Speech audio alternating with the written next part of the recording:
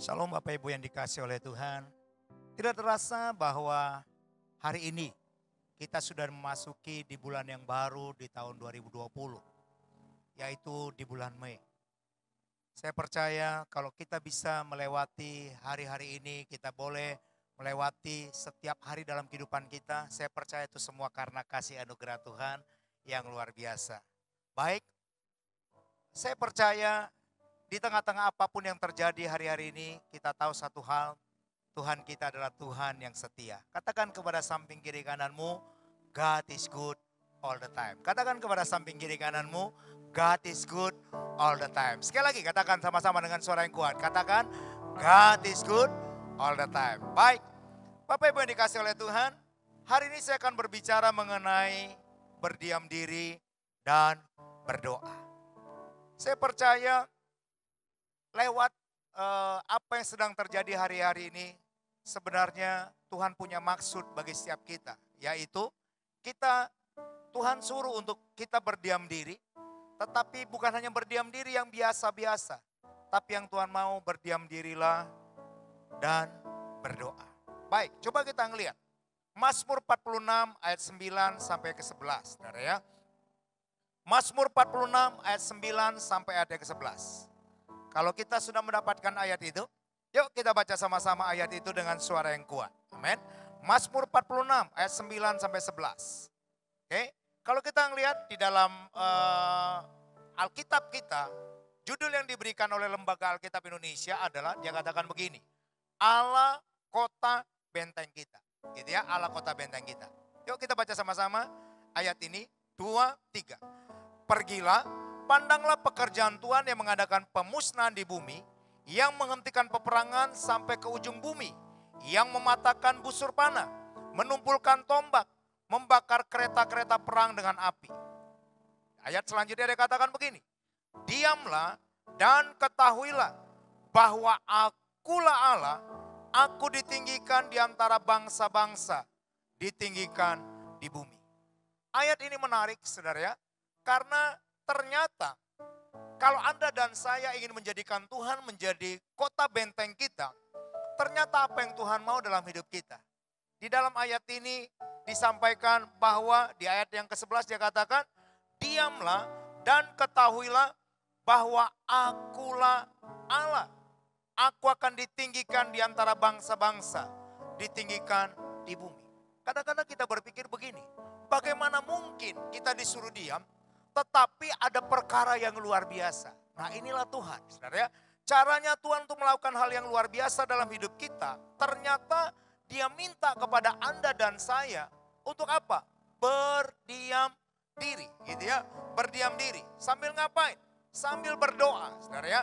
Nah, coba kita ngelihat apa sih perintah penting yang ada di sana, gitu ya. Perintah pentingnya adalah di dalam Mazmur 42 ayat 11a, dia katakan begini, diamlah dan ketahuilah bahwa akulah Allah. Bapak Ibu yang dikasih oleh Tuhan, memang di tengah-tengah situasi yang ada hari ini, mau tidak mau semua orang dipaksa. Untuk apa? Untuk mereka berdiam diri. Untuk mereka tidak melakukan pergerakan apa-apa. Nah gitu ya. Nah coba kita ngelihat apa sih sebenarnya respon ketika persoalan datang. Nah, saya coba melihat gitu ya, beberapa penelitian, beberapa survei yang dilakukan. Ketika terjadi sesuatu, responnya orang tuh seperti apa? Ya paling tidak ada 5 hal yang menarik, saudara ya. Ada 5 hal yang menarik. Ketika terjadi persoalan, ketika tantangan datang, ketika badai datang, ternyata respon orang tuh macam-macam, gitu ya. Respon orang tuh macam-macam. Oke, nanti kalau mau ditambahkan dengan respon yang lain, silakan saja. Tetapi saya melihat 5 hal ini adalah 5 respon yang menarik, saudara ya. Yang pertama ketika persoalan datang, ketika badai datang, maka respon orang yang pertama adalah dia bisa menjadi bingung. Tidak tahu apa yang harus dia perbuat. Nah, bukankah itu yang sedang terjadi hari-hari ini? Ketika badai datang, berapa banyak orang yang sedang ada dalam kebingungan? Atau mungkin di antara kita yang sedang menyaksikan acara ibadah online ini, Anda termasuk orang yang memiliki respon yang seperti ini. Kita bingung, tidak tahu apa yang harus kita lakukan. Nah, itu respon yang pertama. Yang kedua adalah ketika persoalan datang, ketika tantangan datang, respon yang kedua adalah orang menjadi kaget, gitu ya. Kaget. Kenapa? Karena nggak pernah terpikirkan sesuatu yang mengejutkan, gitu ya, sesuatu yang mengejutkan. Dan saya mau berkata, bukankah ini yang sedang terjadi hari-hari ini? Ketika tantangan datang, ketika wabah, ya, virus corona yang terjadi, banyak orang kaget. Bahkan negara, pemimpin dunia begitu kaget dengan apa yang terjadi hari-hari ini. Yang ketiga, respon yang ketiga, nah ini yang sangat berbahaya. Respon orang adalah merasa tidak berdaya atau tidak ada pengharapan. Nah ini sangat berbahaya. Saya melihat ini sangat berbahaya. Ketika orang memiliki respon merasa tidak berdaya, tidak ada harapan. Atau respon yang keempat, orang mulai berpikir mencari jalan keluar. Nah, respon yang keempat ini juga banyak. Sedang dilakukan oleh banyak orang. Mereka mulai berpikir mencari jalan keluar. Tapi ada respon kelima yang terbaik yang kita harus lakukan. Yaitu apa? Berdiam diri, berdoa, bertobat, menenangkan diri, dan percaya pasti ada jalan keluar dan pemulihan. Yang setuju katakan amin. Saya berharap dan saya berdoa, biarlah setiap kita boleh mengambil respon seperti respon yang kelima ini. Yaitu apa? Anda dan saya mengambil sebuah respon, yaitu apa? Berdiam diri, berdoa, bertobat, menenangkan diri, dan percaya ada jalan keluar dan pemulihan yang datang daripada Tuhan. Yang setuju katakan amin. Nah, ketika kita memiliki respon yang kelima ini, saya percaya ada hal yang luar biasa yang Tuhan mau kerjakan dalam hidup kita. Ada sebuah tulisan yang sangat menarik. Dia katakan begini, saudara ya. Kemajuan dunia dengan ilmu pengetahuan yang begitu luar biasa sekarang ini dapat mendominasi pikiran manusia. Kemajuan dunia tersebut ternyata membuat manusia semakin sulit menemukan waktu untuk beristirahat sejenak. Untuk apa? Untuk duduk diam, merenung, dan berdoa. Saya mendapatkan sebuah video dari orang-orang yang ada dalam kumpulan mereka yang suka drone, saudara ya, drone. Mereka mulai memperlihatkan keadaan Indonesia setelah terjadinya yang namanya virus corona ini. Apa yang terjadi? Mereka memperlihatkan ternyata kalau dilihat dari udara, saudara ya, dari udara, maka yang terjadi keindahan, gitu ya, keindahan daripada Nusantara itu begitu luar biasa. Yang tadinya begitu sibuk, yang tadinya ya mungkin polusi udara yang begitu besar, tetapi keadaan ini membuat suasananya menjadi jauh lebih indah. Dan saya juga percaya, saudara, di balik semua yang Tuhan izinkan terjadi hari ini, Anda dan saya disuruh untuk berdiam diri. Pasti Tuhan punya maksud untuk memberikan sesuatu warna hidup yang indah. Setelah semua badai ini selesai. Nah, sekarang apa yang kita lakukan, gitu ya? Ketika kita berdiam diri, maka apa yang harus kita lakukan? Respon yang harus kita lakukan seperti apa, gitu ya? Tidak ada cara lain. Gunakan waktu untuk berdiam diri hari-hari ini. Ketika kita disuruh untuk mengadakan lebih banyak untuk kita di rumah, saudara. Saya cuma mau berkata, ayo ambil waktu untuk berdoa. Nah, saya coba lihat apa sih pentingnya berdoa, gitu ya? Apa sih pentingnya berdoa? Saya percaya doa itu bukan hanya sekedar ritual agamawi yang kita lakukan. Tapi saya percaya di balik semua yang kita lakukan ketika kita berdoa, pasti ada hal yang luar biasa yang Tuhan bisa kerjakan lewat doa kita. Amin, saudara ya. Nah, coba kita ngelihat apa sih pentingnya berdoa, saudara ya. Apa sih pentingnya berdoa? Yang pertama, ketika kita berdoa, kita sedang mengakui bahwa Tuhan itu ada dan Ia Maha Kuasa. Yang setuju katakan amin. Jadi waktu kita berdoa, berseru kepada Tuhan, waktu kita berdiam diri, kita berdoa, sebenarnya kita sedang menyatakan bahwa Tuhan itu ada dan Dia Maha Kuasa. Dengar, saya cuma mau berkata begini, percayalah, virus corona itu tidak lebih berkuasa daripada Tuhan. Yang setuju katakan amin, gitu ya. Jangan sampai kita menggantikan kuasa Tuhan dengan virus corona. Saya mau berkata, percayalah, waktu Anda dan saya berdoa, Dia ada dan Ia Maha Kuasa. Yang kedua, pentingnya berdoa adalah kita sedang mengakui kegagalan, kelemahan, dan keterbatasan kita di hadapan Allah. Dengar saudara, hari-hari ini saya coba merenung apa sih maksud Tuhan di balik semuanya ini. Saya cuma mau berkata, Tuhan mau kita belajar bahwa tanpa Tuhan kita ini nggak ada apa-apa. Segala kesombongan kita itu di hadapan Tuhan. Kita ini nggak ada apa-apanya. Oleh karena itu, dengar, kita ini adalah makhluk yang lemah. Benar ya? Kita ini adalah makhluk yang lemah. Anda bisa bayangkan, virus itu berapa besar sih? Cukup besar apa? Cukup kecil. Sangat kecil, saudara. Sangat kecil. Tetapi saya mau berkata, sesuatu yang kecil ternyata itu begitu menakutkan. Itu membuktikan bahwa kita sebagai manusia yang kadang-kadang kita merasa kita bisa segala-galanya. Ternyata kita adalah makhluk yang lemah. Yang ketiga, kenapa kita berdoa? Apa pentingnya berdoa? Berdoa itu membuat kita mengakui Tuhan yang sanggup menolong karena kuasanya yang tidak terbatas. Dengar, saya percaya ketika kita berdoa, saya tahu Dia adalah Tuhan yang berkuasa. Dia yang sanggup untuk menolong. Dia yang sanggup untuk memberikan kuat kuasanya sehingga semuanya ini bisa selesai tepat pada waktunya. Kita bersyukur kepada Tuhan. Ketika kita setia berdoa, kita tahu Tuhan itu sedang bekerja. Tuhan itu sedang melakukan hal yang luar biasa. Yang keempat, kenapa penting kita berdoa ketika kita disuruh berdiam diri? Karena kita percaya, dalam doa kita percaya ada belas kasihan Tuhan yang tidak terbatas. Saya melihat dalam sejarah Alkitab, dalam kebenaran firman Tuhan. Kenapa Tuhan itu bisa berbelas kasihan? Karena ada orang yang berdoa, ada orang yang berseru kepada Tuhan, ada orang yang benar-benar menjerit di hadapan Tuhan.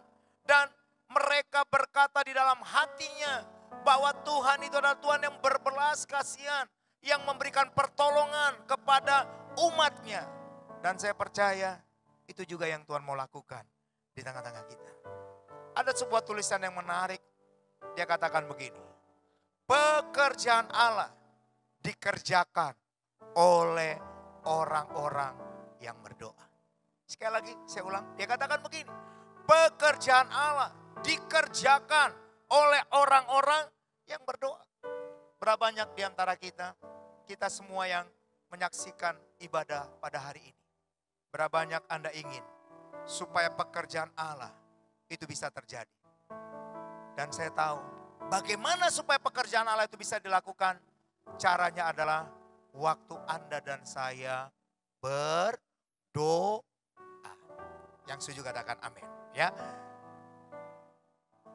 Ada sebuah quotes yang sangat menarik, dia katakan begini. Ilmu pengetahuan berusaha mencari pembuktian hukum sebab akibat. Namun doa mengarahkan kita untuk memohon kekuatan dari Allah yang penuh kasih, yang rencananya sulit kita pahami, tetapi selalu dapat kita percayai. Dia katakan ilmu pengetahuan berusaha mencari pembuktian hukum sebab akibat.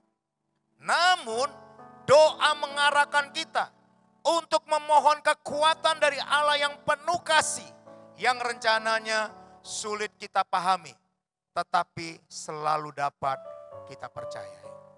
Bapak Ibu yang dikasihi oleh Tuhan, ingatlah, dunia ini sedang meminta pembuktian. Tetapi saya mau berkata, doa itu adalah sesuatu yang dapat kita percaya. Bagaimana caranya supaya kuasa Tuhan itu bisa bekerja? Caranya adalah Anda dan saya harus berdoa.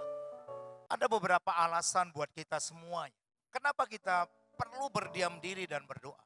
Saya percaya ketika Tuhan suruh kita untuk berdiam diri dan berdoa, pasti Tuhan punya maksud, Tuhan punya rencana yang luar biasa dalam setiap kehidupan kita. Amin. Nah, hari ini kita akan sama-sama belajar dan saya percaya ini yang Tuhan inginkan dalam setiap kehidupan kita, gitu ya. Dan saya berdoa, biarlah poin-poin ini, biarlah apa yang Tuhan suruh buat kita lakukan ketika kita berdiam diri dan berdoa, kita benar-benar mengerti sebenarnya apa maksud Tuhan ketika kita disuruh untuk berdiam diri dan berdoa. Yang pertama yang saya bisa lihat kenapa Tuhan suruh kita untuk berdiam diri dan berdoa adalah yang pertama adalah mencari kehendak Tuhan. Amin, Bapak Ibu semuanya. Dia katakan mencari kehendak Tuhan. Karena saya tahu saudara, ketika Anda dan saya berdiam diri dan berdoa, sebenarnya Tuhan ingin supaya kita ini mencari kehendak Tuhan. Coba kita ngelihat Ratapan 3 ayat yang ke-26, gitu ya. Ratapan 3 ayat yang ke-26. Oke? Saya akan bacakan buat setiap kita. Dia katakan begini, adalah baik menanti dengan diam pertolongan Tuhan. Dia katakan adalah baik menanti dengan diam pertolongan Tuhan. Ya, saya mau berkata kepada setiap kita, Anda dan saya ternyata ketika kita disuruh untuk berdiam diri, sebenarnya kita disuruh menanti apa yang menjadi kehendak Tuhan. Ya, saya tahu untuk menanti jawaban Tuhan itu enggak mudah. Setuju ya? Ada begitu banyak orang bertanya, sampai kapan, sampai kapan, sampai kapan. Ya, termasuk juga saya secara pribadi, Tuhan sampai kapan. Tetapi saya percaya, kapanpun waktunya Tuhan adalah waktu yang terbaik. Yuk, kita mulai belajar di tengah-tengah masa-masa kita berdiam diri ini. Kita mencari kehendak Tuhan. Nah, sekarang bagaimana caranya untuk melatih gitu ya? Untuk melatih caranya kita untuk mencari kehendak Tuhan itu gimana caranya? Ternyata saya mau berkata, kalau kita mau supaya kita ini bisa mengerti kehendak Tuhan, cara melatihnya adalah lewat kepekaan rohani. Amin. Kepekaan rohani. Nah, apa itu kepekaan rohani? Kepekaan rohani itu adalah di mana kita bisa ngerti, di mana kita bisa tahu, oh inilah yang menjadi maksud Tuhan, inilah yang menjadi kehendak Tuhan dalam kehidupan kita. Nah, saya coba lihat bagaimana caranya melatih kepekaan rohani. Ternyata ketika kita mau melatih kepekaan rohani, ada 3 hal yang harus kita lakukan. Yang pertama adalah yang Tuhan minta kepada kita. Ayo kita melatih dengan cara kita berlutut dan berdoa. Kepekaan rohani bisa terlatih ketika kita berlutut dan berdoa. Yang kedua adalah bagaimana caranya kita melatih kepekaan rohani adalah ayo kita melatih pendengaran kita untuk mendengar firman Tuhan setiap hari. Saya percaya itu yang Tuhan minta. Ketika kita ini sedang mencari kehendak Tuhan, ayo jangan pernah berhenti untuk apa? Mencari kebenaran firman Tuhan. Bangun hidupmu lewat apa? Kebenaran Tuhan setiap hari. Dan poin penting yang lain, saya mau berkata, milikilah hati yang terbuka di hadapan Tuhan. Karena saya mau berkata, Tuhan rindu untuk menjamah engkau. Tuhan rindu untuk menyatakan pribadinya lewat apa? Hati yang terbuka. Saya berdoa dan itu yang saya tunggu, saudara. Lewat peristiwa ini, ada begitu banyak hati yang terbuka. Ada begitu banyak hati yang dijamah oleh Tuhan. Dan saya percaya itulah yang menjadi kehendak Tuhan. Ada sebuah tulisan yang menarik, dia katakan begini. Percayalah, Tuhan punya maksud yang baik setiap kali Ia mengizinkan sesuatu yang terjadi dalam hidup anak-anaknya. Ayo, percayalah, di balik semua hal yang rumit yang hari-hari kita jalani, hal-hal yang saya katakan, hidup kita ini sedang ada dalam hidup yang tidak normal. Ayo, belajar untuk mencari kehendak Tuhan. Percaya di balik ini semua, pasti Tuhan punya maksud yang luar biasa. Yang kedua, Kenapa kita disuruh berdiam diri dan berdoa? Yang kedua adalah untuk memulihkan rohani dan jasmani kita. Untuk memulihkan rohani dan jasmani kita. Dengar, ada begitu banyak hari-hari ini, situasi yang keadaan hari-hari ini. Orang perlu untuk apa? Rohaninya dan jasmaninya untuk dipulihkan. Oleh karena itu bagaimana caranya supaya rohani kita dan jasmani kita bisa dipulihkan? Caranya adalah ternyata Tuhan suruh kita untuk berdiam diri dan berdoa. Coba kita ngelihat Markus 6 ayat 31 sampai 32. Dia katakan seperti ini. Lalu ia berkata kepada mereka, marilah ke tempat yang sunyi supaya kita sendirian dan beristirahatlah seketika. Sebab memang begitu banyak orang yang datang dan yang pergi sehingga makan pun mereka tidak sempat. Maka berangkatlah mereka untuk mengasingkan diri dengan perahu ke tempat yang sunyi. Ini yang Yesus lakukan. Yesus itu adalah Tuhan. Tetapi lihat, Yesus tahu kapan waktunya rohaninya, kehidupannya itu dipulihkan. Yaitu apa? Ketika dia mengambil waktu sendiri ke tempat yang apa? Ke tempat yang sunyi. Dengar, hari-hari ini itu yang juga Tuhan mau dalam hidup kita. Anda dan saya, ketika kita tidak bisa pergi jauh-jauh, ambil waktu untuk mengasingkan diri. Supaya apa? Supaya rohani kita dan jasmani kita dipulihkan. Ada sebuah tulisan yang bagus, dia katakan begini. Terlalu sibuk bekerja, bahkan terlalu sibuk melayani, bisa membuat kita lupa untuk memilih yang terbaik. Yaitu duduk diam di kaki Tuhan. Merasakan hadiratnya dan mendengar suaranya. Dengar. Mungkin termasuk juga saya. Saya mungkin terlalu sibuk dengan segala hal yang dalam tanda kutip mungkin itu menurut saya adalah hal-hal yang rohani. Tetapi saya tidak punya kesempatan untuk duduk diam di kaki Tuhan. Merasakan hadiratnya dan mendengar suaranya. Saya nggak tahu apa yang menjadi kesibukan saudara. Apa yang selama ini menyita waktu kita. Tetapi biarlah lewat peristiwa ini, Anda dan saya kembali mengingat bahwa Tuhan mau Anda dan saya kembali merasakan hadiratnya dan mendengar suaranya. Coba kita lihat Lukas 10 ayat 41 sampai 42. Kita tahu bagaimana Marta dan Maria, dua pribadi, orang-orang yang dekat kepada Yesus. Mereka ingin memberikan yang terbaik kepada Yesus. Marta ingin memberikan yang terbaik. Maria juga ingin memberikan yang terbaik. Tapi lihat, kenapa Maria mendapatkan yang terbaik? Kuncinya cuma satu. Maria, dia duduk dekat kaki Yesus. Marta sibuk dengan segala hal-hal yang sifatnya jasmani. Tetapi Maria, dia mau supaya rohaninya dipulihkan. Supaya dia benar-benar merasakan akan hadirat Allah. Lihat apa yang dikatakan oleh Yesus di dalam Lukas 10 ayat 41 sampai 42. Dia katakan begini. Marta, Marta, jawab Tuhan. Engkau khawatir dan sibuk memikirkan ini dan itu.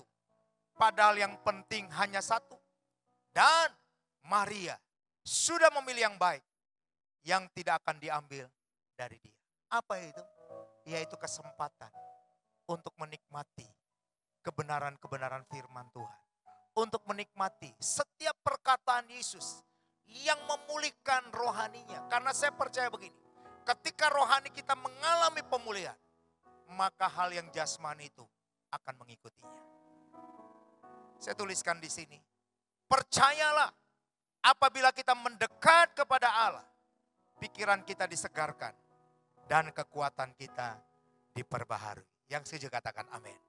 Ketika kita mendekat kepada Allah, maka pikiran kita disegarkan dan kekuatan kita diperbaharui. Yang ketiga, yang terakhir, kenapa Tuhan suruh kita berdiam diri dan berdoa? Yang ketiga adalah dia ingin mengoreksi hati kita. Dia ingin mengoreksi hati kita. Ketika kita berdiam diri, Tuhan ingin mengoreksi hati kita. Mungkin ada yang harus diperbaiki dalam kehidupan kita. Wahyu 2 ayat yang kelima. Lihat dikatakan begini. Sebab itu ingatlah betapa dalamnya engkau telah jatuh. Bertobatlah dan lakukan lagilah apa yang semula engkau lakukan. Jika tidak demikian, aku akan datang kepadamu dan aku akan mengambil kakidianmu dari tempatnya. Jikalau engkau tidak bertobat. Dengar, Tuhan mau supaya kita ini mau dikoreksi oleh Tuhan. Berdiam diri itu berbicara. Kita mulai mengintrospeksi diri kita. Sebenarnya sampai sedalam apa kita mengasihi Tuhan. Dan ada baiknya kita mengintrospeksi diri kita. Saya coba lihat apa sih maksud introspeksi. Introspeksi berarti mau melihat kekurangan dalam diri kita. Termasuk apa yang menjadi dosa dan kesalahan kita. Dengar, Tuhan mau di masa-masa situasi yang terjadi sekarang ini. Ketika kita disuruh berdiam diri, ambil waktu untuk kita introspeksi. Jangan-jangan ada hal yang Tuhan mau kita buang dalam hidup kita.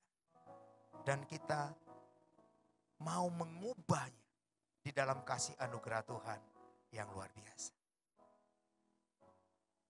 Ada sebuah tulisan yang sangat menarik, dia katakan begini. Berdiam diri bukanlah suatu kekalahan atau penelantaran. Melainkan satu bagian penting dari simfoni hidup yang Allah tuliskan bagi kita. Sang konduktor hidup kita, yaitu Tuhan, tahu yang terbaik bagi hidup kita. Percayalah, Dia sedang mempersiapkan kita menuju awal yang baru bagi kehidupan kita semua. Ya, situasi yang kita lihat hari-hari ini, Tuhan sedang mengatur.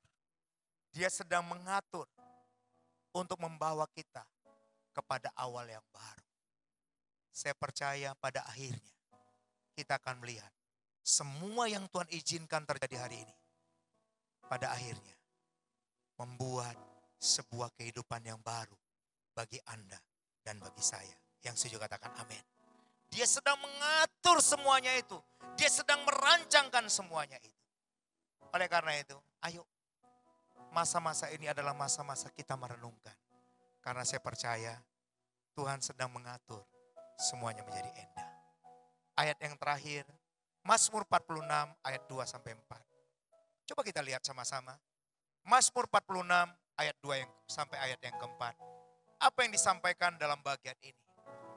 Ketika kita berdiam diri dan kita berdoa, apa yang akan kita lihat? Coba kita ngelihat Mazmur 46 ayat 2 sampai 4. Saya akan bacakan buat kita semua. Dia katakan gini. Allah itu bagi kita tempat perlindungan dan kekuatan.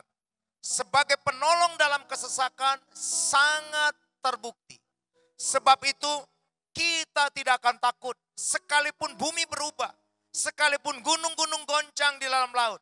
Sekalipun ribut dan berbuih airnya. Sekalipun gunung-gunung goyah oleh geloranya. Selah. Dengar. Waktu kita berdiam diri. Ternyata kita bukan orang yang kalah. Waktu kita berdiam diri. Kita bukan menjadi orang yang lemah. Tapi waktu kita berdiam diri. Tuhan akan menunjukkan kekuatannya. Dan Dia akan menolong. Dalam kesesakan. Oleh karena itu. Ayo. Di tengah-tengah situasi yang terjadi hari-hari. Ayo ambil waktu. Untuk kita berdiam diri dan berdoa. Karena kita percaya pertolongan Tuhan pasti akan datang. Kekuat kuasa Tuhan akan dinyatakan. Oleh karena itu ambil waktu supaya Tuhan itu bisa mengoreksi kita. Supaya Tuhan itu bisa menyatakan apa yang menjadi kehendaknya. Supaya Tuhan itu bisa benar-benar memulihkan rohani dan jasmani kita. Tuhan Yesus memberkati kita semua. Amin.